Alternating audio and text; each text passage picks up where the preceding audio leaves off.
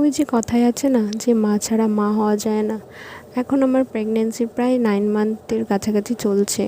তো কিছুদিন পরে আমার ডেলিভারি টাইম চলে আসবে। আমি যেহেতু আমার বাপের বাড়ি থাকি, তাই আমার মা আমার জন্য সত্যি অনেক করে, আমি অনেক যত্নে রাখে। এটা শুধু আমার মা নয়, হয়তো সব মেয়ের মাই সব মেয়েকে এরকম যত্নে রাখে। কিন্তু তবুও কেন জানি না আজ খুব নিজেকে একা একা মনে হচ্ছিলো। আমার হাজব্যান্ড, যেহেতু আমি বাপের বাড়ি থাকি, ওর কাজের জন্য নিজের বাড়িতে থাকে। আমি ওকে খুব মিস করছিলাম, যে হয়তো এই সময়টাও আমার কাছে থাকলে, কারণ কদিন পরেই আমার ডেলিভারি। তো ওকে আমি খুব মিস করছিলাম। তাই আজকে মনটা খুবই খারাপ। বাট এটা একটা জার্নিটা খুবই হ্যাপি জার্নি। তো আশা করি সবার, যারা এরকম আমার মতো প্রেগনেন্ট মহিলা আছো, তাদের জার্নিটা খুব ভালোই কাটুক। আমারও পুরো জার্নিটাই ভালোই কাটছে। বাট তবু আজ কেন একা একা মনে হচ্ছিলো, তাই কান্না পাচ্ছিলো।